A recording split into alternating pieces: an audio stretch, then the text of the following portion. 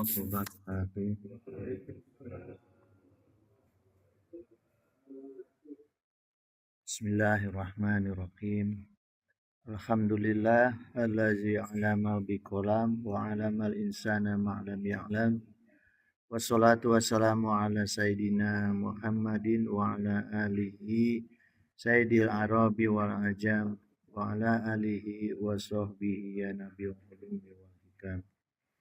Amma ba'du, raditu billahi rabba wa bi islami dina wa bi Muhammadin nabiyya wa rasula. Hadratal muhtaromin summa ila hadratil kiram min jami sayhina ayuhal mukarramun sahiba fudola allazi yahduruna fi hadzal masjid jami amanan zadakallahu nuran wa ihsanan. Ayuhal ikhwan, subuh sekarang kita melanjutkan kajian minggu lalu tentang at-tadayun fi thalabi rizki. Jadi perilaku keagamaan dalam mencari rizki. Nah, sebelum masuk ke materi, saya bacakan dulu muqaddimah dari hadis ya. Untuk subuh sekarang ini dari Syekh Hasan Al-Basri dalam kitab Kifayatul Azkiya. Beliau mengutip hadis sayati zamanun ala umati. Faqala Nabi SAW, jadi akan datang zaman pada umatku yafiruna minal ulama'i wal fuqaha, di mana umatku, sabda Rasul, akan menjauhkan diri dari para ulama dan para ahli fikih. Nah, jadi gini jemaah, jauh dari ulama tuh pada akhir zaman nanti itu ya, maknanya bukan berarti umatnya meninggalkan ulama. Ya, artinya nggak mau pada datang ke ulama, bukan begitu. Tetap umat Islam itu pada datang ke para ulama, tapi ulamanya yang nggak ada. Ya, jadi yang ada itu kebanyakan nanti itu ulamanya ulama su'un, ulama yang jelek gitu ya. Cirinya apa? Ulama yang dengan modal agama mencari uang, dengan modal agama mencari kekuasaan ya, dengan modal ilmu mendekat kepada kekuasaan. Nah, itu ulamanya ya. Jadi udah bukan lagi berpikir kepada akhirat gitu, ya. Nah, yang kedua jemaah, orang-orang nanti, umatnya Rasul nanti itu datang ke ulama itu memang mencari ulama yang kepentingannya untuk bisa memberikan jalan nafsu dunia, bukan untuk apa? Bukan untuk mencari nasihat agama. Ya, nah itu keadaan yang disampaikan oleh Rasulullah SAW zaman yang akan datang kepada umatnya. Nah, ketika zaman itu sudah sampai kepada umat Rasulullah SAW, fayabtali yakumullahu bisalasi baliyatin. Jadi sabda Rasulullah, ketika kondisi itu sudah semakin masif yang terjadi di kalangan kaum muslimin, maka Allah akan mendatangkan 3 bencana. Pertama, awaluha yarfa'ullahu al-barakata min kasbihim. Pertama, ya. Jadi diangkat keberkahan usaha. Nauzubillah, nauzubillah. Jadi semua usahanya umat muslim tuh udah enggak ada berkahnya. Itu yang pertama. Insya Allah kecuali yang ngaji di Almanan. Amin. Yang kedua wasaniatu, ya, yang kedua ini yusalitu Allahu taala alaihim sultanan zoliman, ya. Yang kedua itu Allah mengkuasakan urusan kaum muslimin itu kepada penguasa yang dolim. Cirinya apa? Pajak naik nggak jelas. Nah, itu cirinya pemerintah yang dolim. Gitu. Yang apa? Meningkatkan penghasilan lewat pajak. Pajak yang memberatkan umat. Itu ciri pemerintah yang dolim. Ya. Yang ketiga yang paling bahaya, ya, yakhrujuna minad dunya bi ghairi imani. Jadi yang ketiga itu umatnya Rasulullah SAW itu, ya,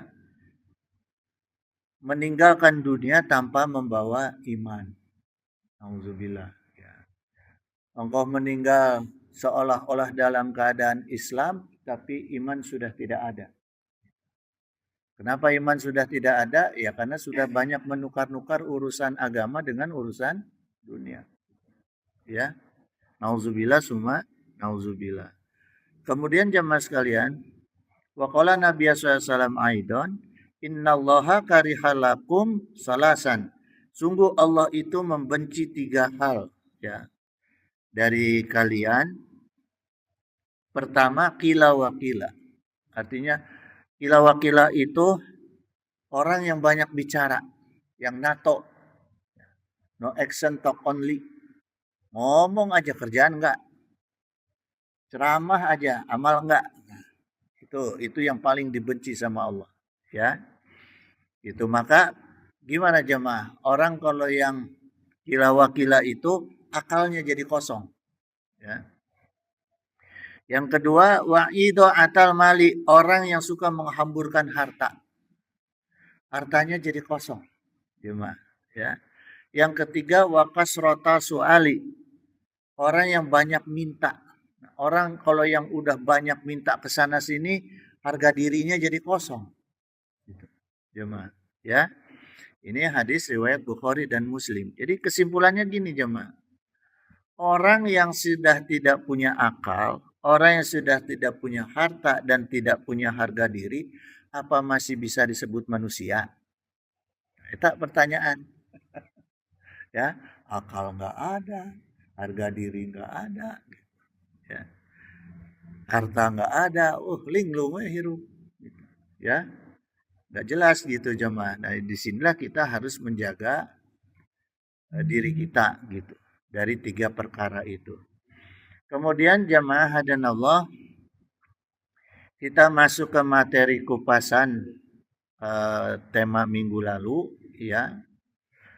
Jadi kupasan kita dalam minggu lalu itu sudah sampai pada definisi orang miskin, ya. Berdasarkan sabdanya Rasulullah SAW, waqala Nabi SAW, laisal miskinu bihaza atau wafi gitu. Jadi orang yang dikatakan miskin dalam pandangan Islam, orang miskin yang orang miskin itu tidak layak untuk at-tawaf. At-tawaf itu kalau kita haji umroh itu kan tawaf ya, keliling, ya, mengelilingi Ka'bah. Jadi orang miskin itu kalau dalam pandangan Islam tidak boleh keliling-keliling, ya. Allazi yatufu 'alan nasi. Apalagi tujuan kelilingnya itu untuk minta-minta. Itu nggak boleh tuh dalam pandangan Islam, ya. Fatarudduhul lukmatu wal lukmatani wal tamrotu wat tamrotani gitu. Lalu minta-minta kepada orang banyak supaya dikasih sesuap 2 suap atau dikasih sebutir 2 butir korma. Nah, itu nggak boleh. Jadi walaupun kita keadaannya miskin, dalam pandangan Islam tetap kita tuh harus kerja, harus beramal, ya, bukan minta-minta gitu. Karena orang yang minta-minta itu nanti di akhiratnya jemaah akan ditempelkan tanda hitam di pipinya, itu nggak bisa hilang kecuali dengan api neraka. Ditandai nanti di akhirat. Gitu. Jadi yang pertama hangus itu mukanya. Orang yang suka minta-minta itu, ya. Apalagi ngaku-ngaku dzurriat Nabi keliling minta-minta. Wah, itu lebih parah. Karena menghinakan Rasulullah, ya. Nauzubillah, summa nauzubillah. Ya. Nah, kemudian gini, jemaah, kita itu harus paham ya, bahwa miskin itu ada dua sebab. Yang pertama sebab ujian dari Allah, yang kedua adalah karena ulah kita sendiri, ulah manusia, ya. Yang sifatnya ujian dari Allah itu, Allah Ta'ala berfirman dalam Al-Fajr ayat 15-16, fa amal insanu iza mabtalahu rabbuhu fa akramahu wa na'amahu, ya. Jadi manusia itu kalau Allah menguji manusia lalu manusia itu memuliakan Allah, ya, dan memberi, gini maknanya jemaah punten ya. Jadi kalimat tadi fa'amal insanu, adapun ketika manusia itu iza mabtalahu rabbuhu fa'akramahu wa na'amahu, gitu. Ketika Allah itu menguji dia lalu dia memuliakan Allah, ya, maka Allah akan memberikan kesenangan pada orang itu, ya. Fayaqulu rabbi akraman. Kemudian orang itu berkata kepada Allah bahwa Allah sudah memuliakan aku. Jadi gini jamaah, ketika kita maknanya ya, ketika kita mendapat ujian dari Allah, entah itu ujian sakit, ujian susah, ujian rizki apapun, ya kita pertama harus ikhlas. Harus ikhlas dan menyadari itu adalah bagian daripada ujian dari Allah. Nah, kita harus tafakur tuh. Ada apa dari diri kita gitu. Sehingga kita bisa menerima atas ujian itu dan kita harus muji Allah gitu. Ya, gitu. Dan intinya ketika kita diuji sama Allah, yang harus pertama kita sadari bahwa Allah sedang memuliakan kita. Kenapa memuliakan kita? Karena Allah sayang sama kita. Kalau nggak dikasih ujian, ya akan terus cilaka tuh, ya. Itu jemaah. Jadi perlu kita untuk ikhlas dan tauhid kepada Allah, ya. Wa qala aidan wa ama iza mabtalahu faqadara alaihi rizqahu.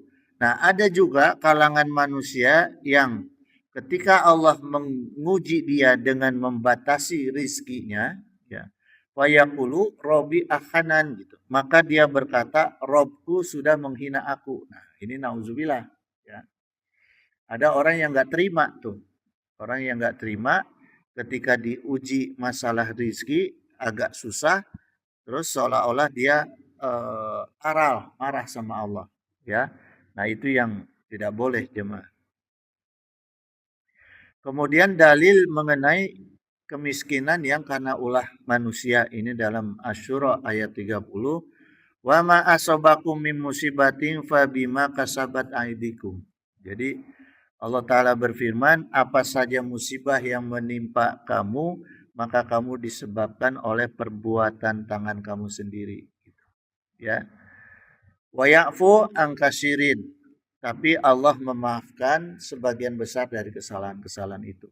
Jadi artinya gini, jemaah, ketika kita berbuat salah, ya, dalam perkara miskin, miskin itu kan kurang rizki.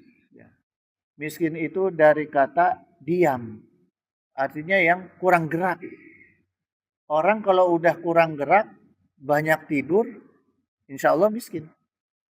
Insya Allah tuh, ya, gitu. Nah, bagaimana kita bisa memperbaikinya? Ya gerak. Ya.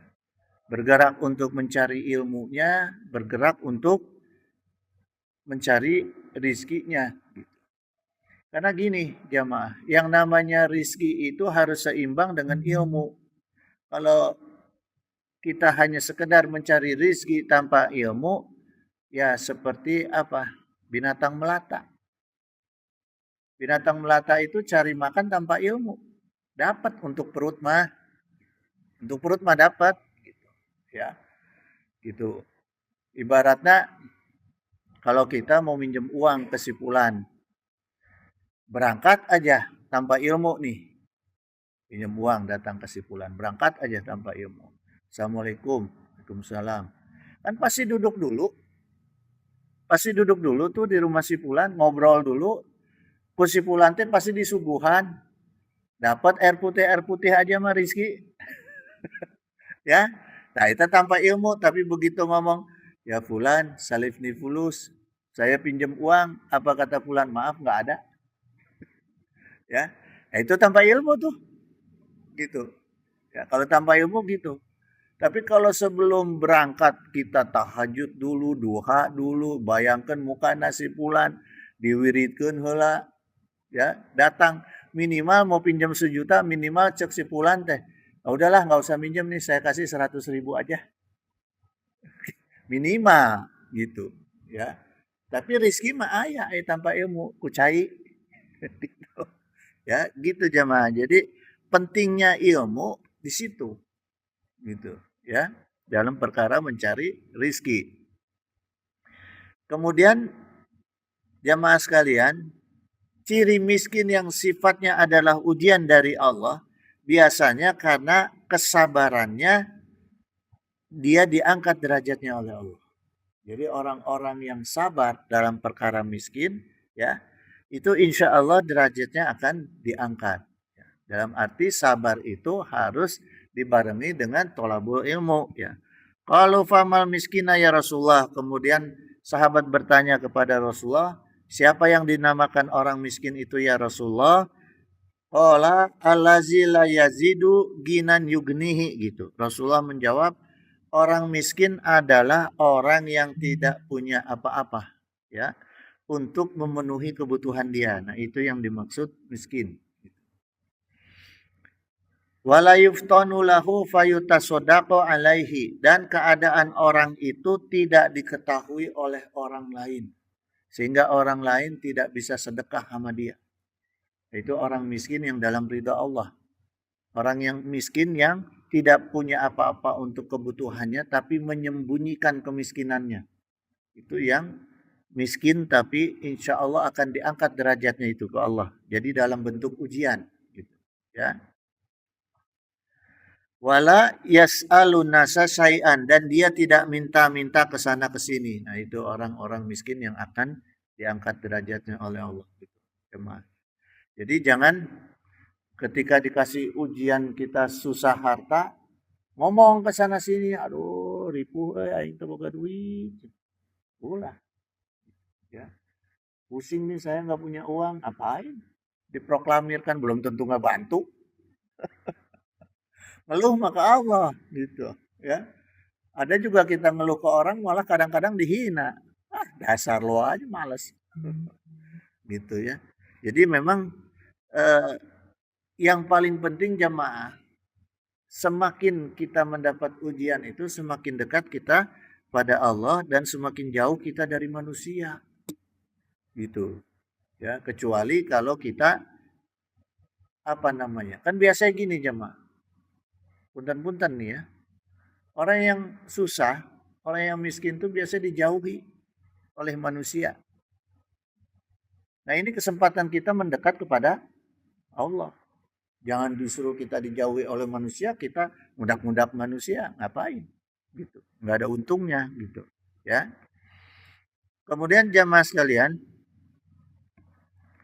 di dalam Islam kondisi miskin dan kondisi fakir itu bisa dirubah.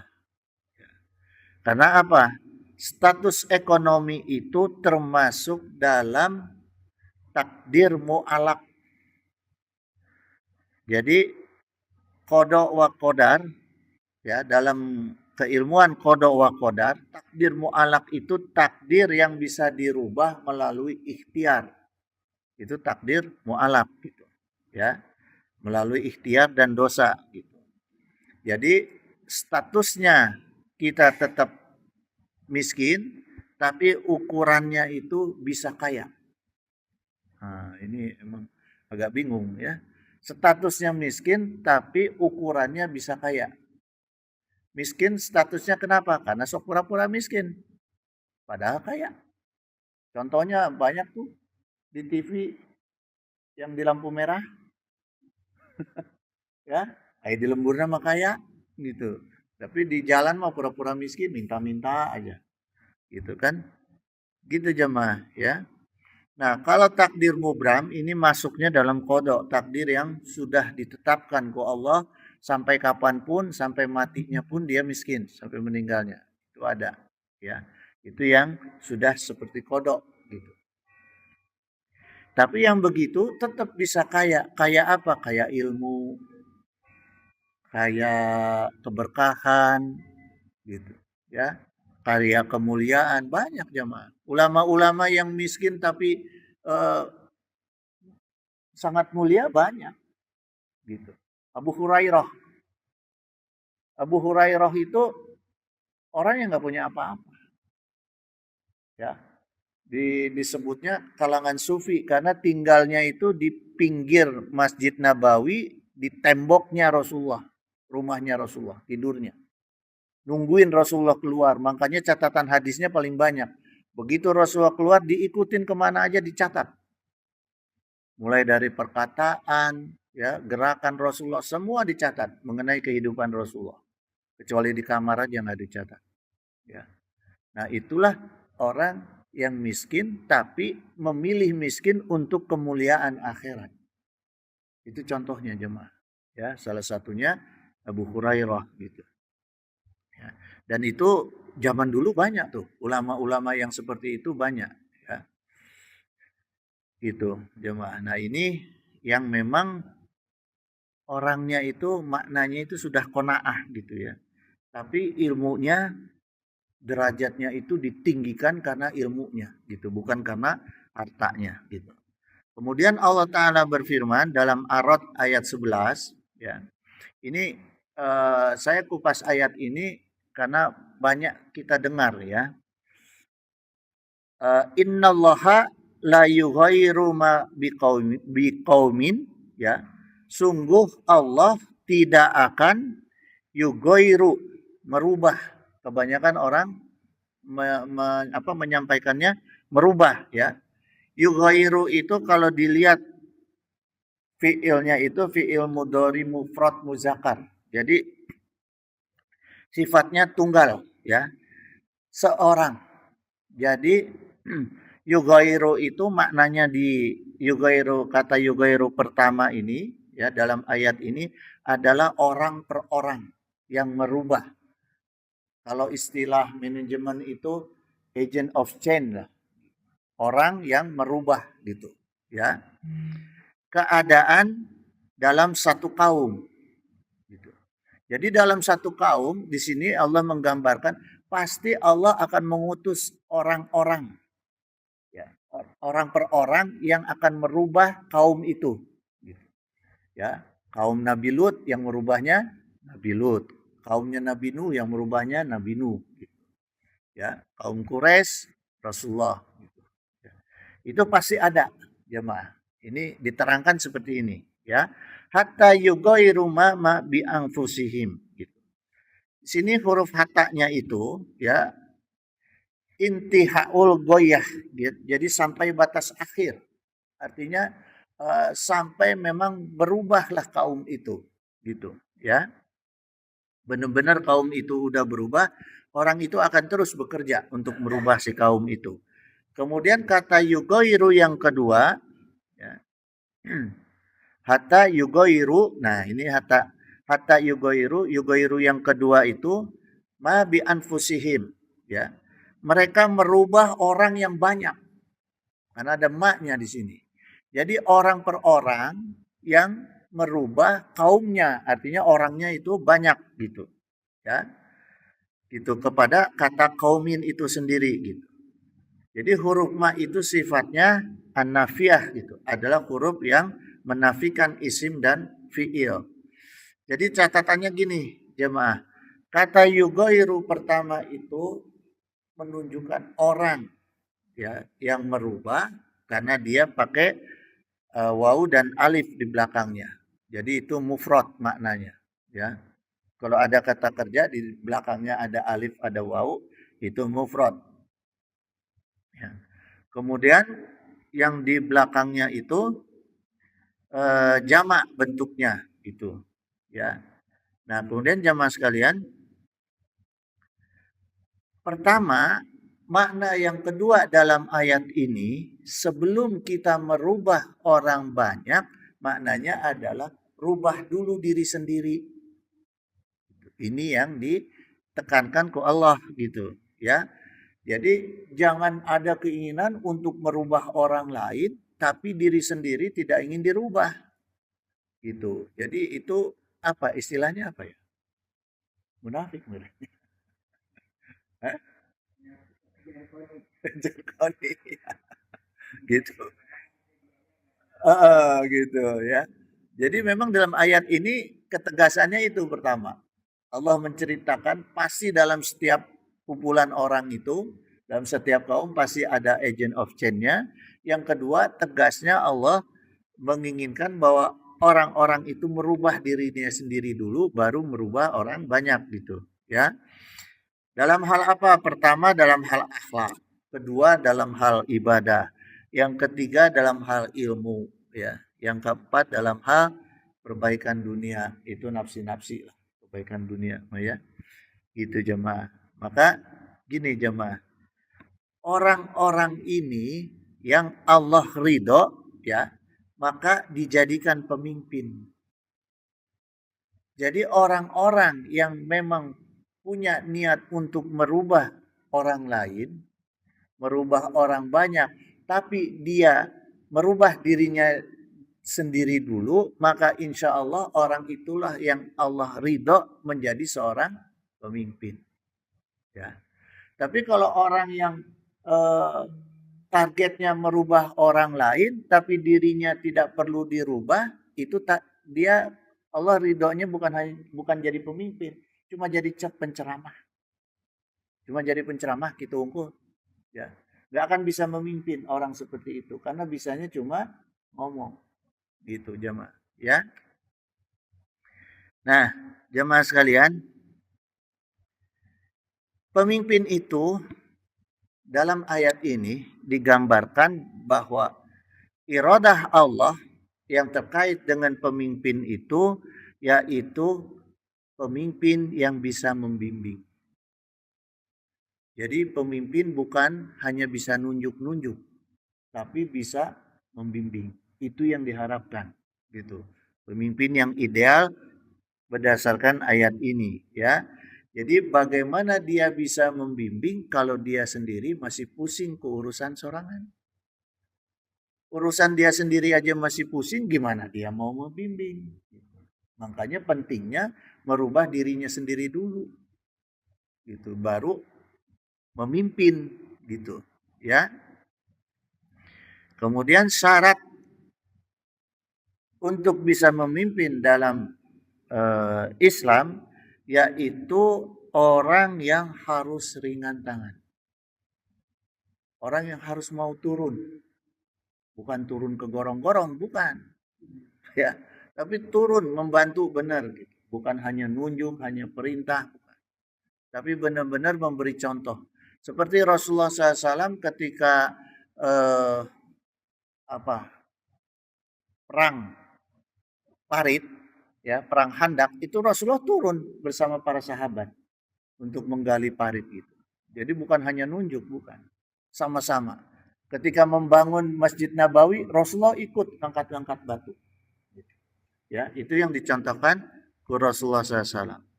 Kemudian jemaah sekalian, kalimat yang kedua, hatta yugharima bi anfusihim, banyak yang memahami bahwa ayat ini kalau kita usaha maka kita akan sukses. Ya. Nah, makna yang sesungguhnya kalau berdasarkan lughah bukan seperti itu. Makna sesungguhnya, ya. Karena di sini menggunakan bi anfusihim, artinya nafas, jiwa, ya. Jamaknya anfus, kalau mufradnya nafas, kalau jamaknya anfus, maka anfusihim ayatnya di sini, ya. Jadi artinya apa jamaah? Yang Allah tekankan di sini, pertama, rubahlah keadaan jiwa kita dulu. Itu, ya. Merubah keadaan jiwa kita supaya kita tidak lagi jiwa kita terjajah oleh nafsu. Nah, itu yang penting. Ya, bagaimana kita bisa merubah diri sendiri, bagaimana kita bisa merubah orang lain. Target pertama, rubah dulu jiwa kita. Sehingga jiwa kita tidak terjajah oleh nafsu gitu. Baik itu nafsu amarah ya, dan nafsu-nafsu lainnya yang mencelakakan gitu. Karena gini, jemaah, nafsu itu perkara yang tidak diam dalam satu keadaan. Itu nafsu, ya. Jadi nafsu itu tidak pernah berhenti. Ketika kita sudah bisa menghilangkan nafsu, terus kita anggap bahwa kita sudah aman, enggak. Gitu, ya. Karena nafsu itu akan terus bekerja sekalipun kita sudah bisa mengendalikan. Nah, itu yang harus diwaspadai oleh manusia gitu, ya. Seperti misalnya nafsu lawamah. Nafsu lawamah ini nafsu yang apa? Nafsu yang mengganggu dalam perkara taat ibadah. Banyak orang jamaah, nauzubillah, summa nauzubillah. Orang yang taat ibadah. Dur, sholat, gercep ke masjid. Ya. Puasa sunnahnya hebat. Ya. Taat ibadah, hebat lah. Tapi karena maksiat masih kena hayang. Banyak. Ya. Apa istilahnya? STMJ kemarin.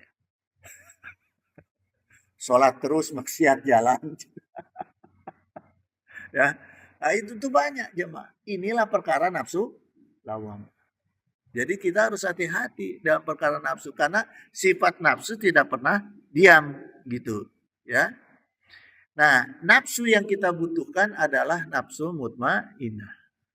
Itu yang kita butuhkan, ya. Kemudian jemaah sekalian, kita ambil pelajaran ya. Para nabi, para rasul, kemudian para ulama yang diamalkan oleh beliau-beliau itu adalah merubah kaumnya itu bukan merubah ekonominya. Tapi yang dirubah adalah sifat, jiwa, pikirannya. Ya, hatinya itu yang dirubah. Gak ada para nabi, para rasul itu datang bawa-bawa harta dibagiin ke umat, gak ada. Ya, itu. Tapi membawa dakwah. Targetnya apa?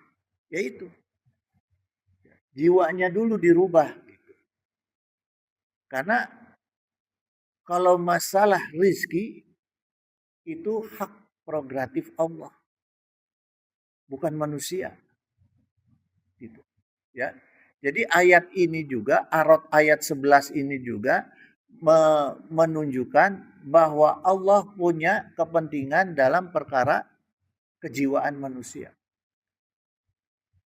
Jadi kejiwaan manusia inilah yang menentukan bahagia, cilaka, susah, sedihnya manusia. Bukan pada ukuran harta. Itu karena kalau kita pelajari semua nabi, semua rasul, semua ulama tidak ada yang mentarget umatnya balenghar pada kaya raya, nggak ada. Semua nabi targetnya itu perintah Allahnya adalah menegakkan kalimat tauhid. Nah, apa keuntungannya kalau kalimat tauhid? Selamat dunia akhirat itu. Karena harta banyak yang mencilakakan. Tapi kalau orang sudah selamat dunia akhirat, nyaman jemaah. Ya. Lebih nyaman mana di dalam pikiran kita merasa kaya atau merasa miskin? Itu dulu. Coba. Kalau kita qanaah, kita akan merasa kaya. Nah, nikmat itu. Ibadah gengenah. Nyaman ibadah juga. Coba kalau merasa miskin. Wah, sholat juga buru-buru yang buka warung. Coba, ya. Takut lagi sholat, takut ada yang mau belanja. Coba. Nah, itu persoalan jemaah. Ya. Sekarang aja saya lihat tuh di Mekah, di Madinah sekarang udah nggak ada yang tutup. Toko-toko yang biasanya tutup gitu. Ya. Sekarang masih ada yang buka tuh di Madinah, di Mekah itu. Ketika azan ya. Gitu. Bahkan tukang dagang tuh sholatnya di depan tokonya sekarang gitu karena jiwanya udah bukan jiwa akhirat lagi gitu ya gitu jemaah ya, itulah persoalan manusia yang sesungguhnya. Kemudian Allah Ta'ala berfirman, wa iza aradallahu biqaumin su'an. Dan apabila Allah sudah menghendaki keburukan, ya, biqaumin terhadap satu kaum, fala maraddahu lahu, ya. Fala maraddalahu, maka tidak akan ada yang dapat menolak. Nah ini, ya. Wa malahu min dunihi mewalid, dan sekali-sekali tidak ada yang bisa melindungi mereka kecuali Allah. Jadi itu jemaah ya. Disinilah kita penting menjaga kejiwaan kita ya untuk selalu dekat dengan Allah ya, untuk selalu mewaspadai perkara nafsu, perkara syahwat. Karena apa? Karena jangan sampai gara-gara kita lalai dalam perkara ibadah ya. Lalai itu bukan berarti meninggalkan jamaah, tapi lalai juga dalam perkara mengamalkan. Jadi lalai dalam perkara ibadah itu bukan hanya meninggalkan ibadah, tapi lalai dalam perkara ibadah, mengamalkan ibadah. Ya, kalau sholat misalnya, minimal fatihahnya benerin, rukun-rukunnya benerin, wajib-wajibnya, syarat sahnya benerin itu.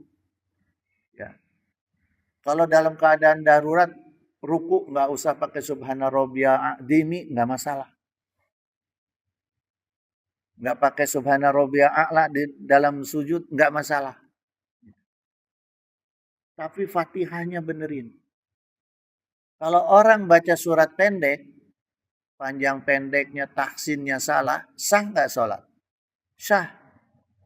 Tapi kalau fatihah, batal sholat.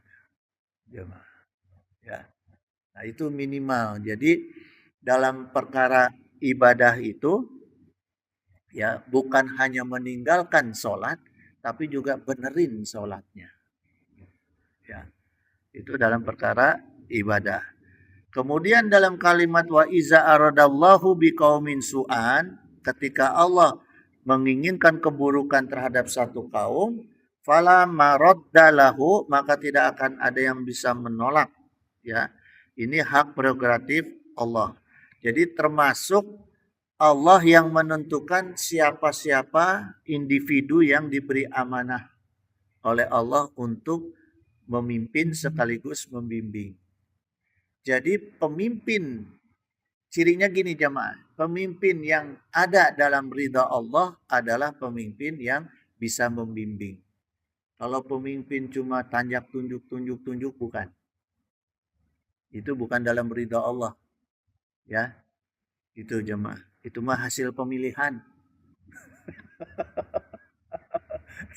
Hasil pemilihan teuing deui milihna gitu.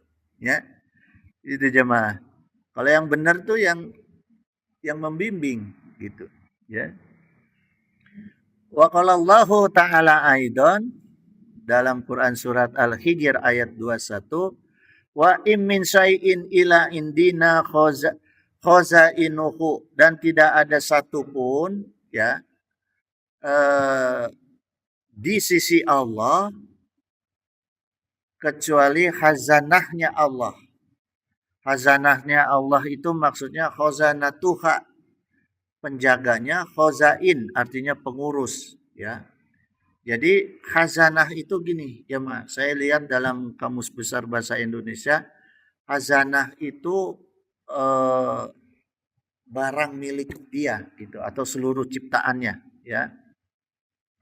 Maka makna kalimat tadi, Allah itu sebagai pengurus, pemegang seluruh ciptaan Allah.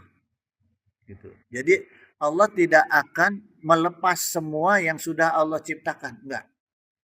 Gitu. Bukan hanya Allah sekedar habis nyiptain udah terserah, enggak gitu. Jadi ternyata apa semua yang diciptakan ke Allah itu Allah urus itu. Gitu. Ya. Wa ma nunazziluhu ila biqadarim ma'lum. Dan Allah tidak akan menurunkan kecuali dengan ukuran-ukurannya. Artinya semua ciptaan Allah itu pasti ukurannya pas. Gitu. Ya. Nggak ada orang yang bertubuh seperti orang Sunda ditaruh ku Allah di Afrika. Mual. Gitu. Ukurannya pasti pas. Gitu. Nggak mungkin orang Afrika ditaruh di duren sawit. Oh, ribut. Nggak mungkin. Ya. Ujiannya beda. Orang duren sawit dengan orang Afrika. Maka disesuaikan sama Allah. Ukurannya. Ya. Itu jemaah. Jadi urusan siapa, bagaimana, kapan, di mana, ukurannya itu adalah hak prerogatif Allah. Ya. Maka gini jemaah, dalam Quran surat Al-Hijr ayat 21 ini, ya, menggambarkan bahwa semua ciptaan Allah tetap dalam tanggung jawab Allah. Kemudian pengurusannya, ciptaannya Allah baru itu yang diberikan hak kepada manusia. Ya, seperti gini, Allah menciptakan sawah. Allah menciptakan sawah, untuk ngurusnya Allah berikan hak kepada manusia.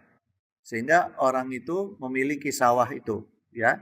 Itu salah satu contoh, jemaah, ya. Tapi jangan gini. Mangga. Jangan yang bukan diamanatkan tapi kita urus. Nah, ini nulir, ya. Jadi kalau kita diberi rizki oleh Allah untuk memiliki ciptaan Allah, berarti itu adalah Allah memberi hak kepada kita untuk ngurus ciptaan Allah. Yang nggak boleh itu yang tidak diamanatkan kita urus. Sawah batur dipacul ke orang, itu menang. Nggak boleh. Ya, gitu jemaah.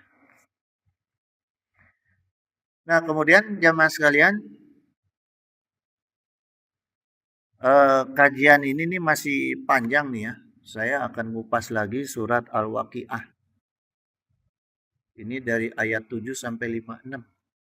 Karena di sini ada gambaran mengenai terbaginya manusia menjadi 3 golongan dalam Al-Waqiah itu.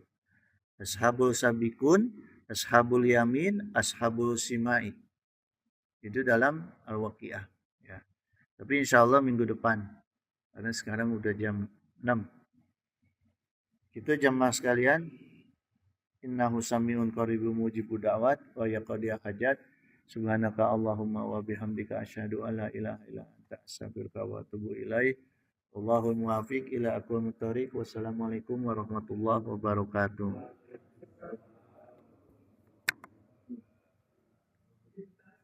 Iya, mangga.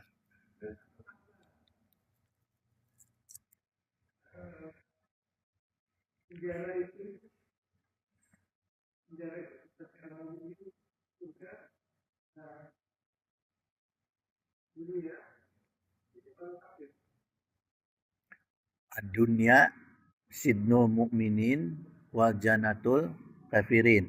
Itu dalil hadis. Jadi gini, dunia itu penjaranya orang mukmin. Kenapa penjaranya orang mukmin? Karena orang mukmin itu diatur, dipenjara di dalam batas tembok. Penjara itu kan maknanya tidak bebas. Cuma itu penjara. Ada nggak orang yang di penjara itu harus miskin? Tommy Soeharto kalau di penjara miskin nggak? Nggak benar. Ya, tapi dia tidak bebas, dikurung dalam aturan hukum. Nah, ini maknanya orang mukmin itu harus terbatas oleh aturan hukum. Itu maknanya, ya. Kalau orang kafir mah bebas. Orang kafir mah rek jinah, rek naon ge bebas. Itu unggul. Gitu. Orang kafir mau bangun jam 10 pagi boleh.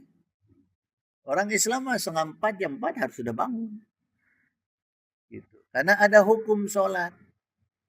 Gitu. Ya, jadi yang kaitan dengan hukum ini kita harus tegas. Makanya di dalam Islam itu tidak hanya perkara tauhid dan tasawuf, ada juga perkara syariah, fikih, yaitu perkara hukum diatur di dalam fikih. Fondasi Islam itu akidah, syariah, akhlak. Ilmunya akidah itu tauhid, syariah ilmunya fikih, akhlak ilmunya tasawuf. Tasawuf ada lagi turunannya, anak-anak tasawuf ya, itu lebih lebih dalam lagi. Torekat, syariat, hakikat, makrifat, ya. Itu ke apa pendalaman ilmu tasawuf. Yang sering terjadi perbedaan hilafiyah itu di dalam fikih. Makanya fikih itu ada fikih Syafi'i, ada fikih Hambali, Hanafi, Maliki. Karena hukum itu harus disesuaikan dengan keadaan lingkungan dan kondisi manusia. Gitu. Jadi hukum tidak bisa diseragamkan. Gitu. Dalam duren sawit, gimana hukumnya dengan tayamum? Nah, beda dengan di daerah-daerah Afrika yang nggak ada air misalnya. Ya, nah itulah hukum.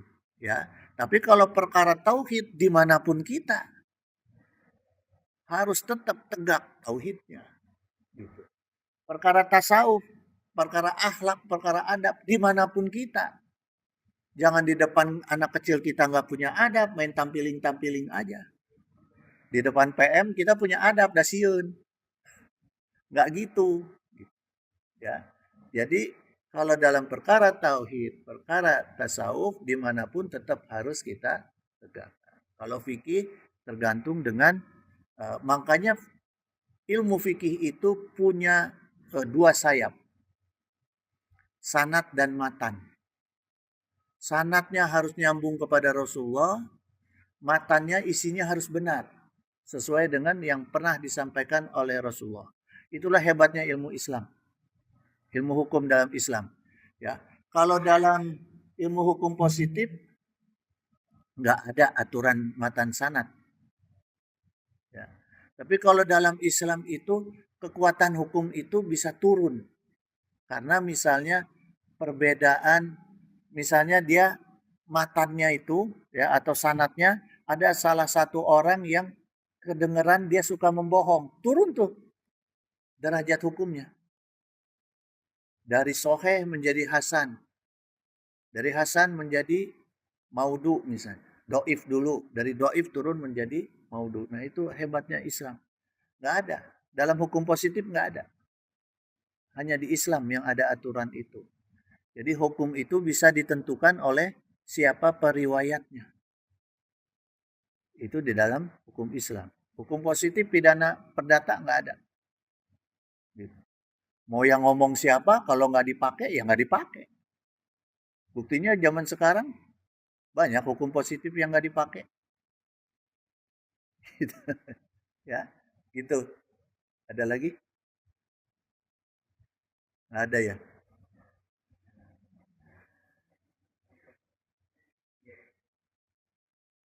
Kalau nggak ada lagi, kita berdoa. Tapi saya pengen Pak Kiai yang doa.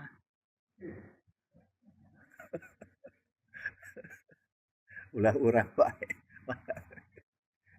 Mangga.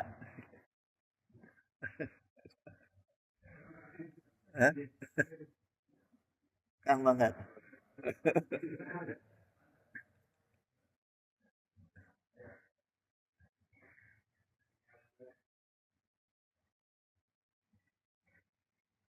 Mangga.